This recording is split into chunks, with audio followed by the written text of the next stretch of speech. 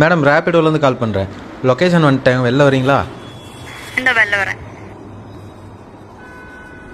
அண்ணா போலாமா?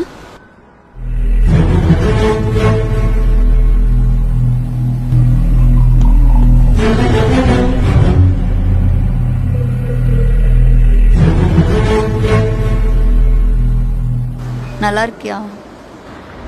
ஓடிபி 1861. கல்யாணம் ஆயிடுச்சா?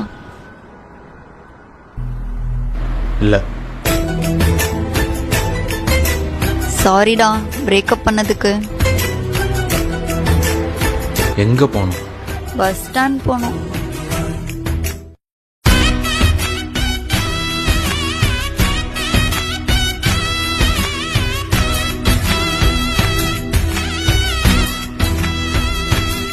எவ்வளோ?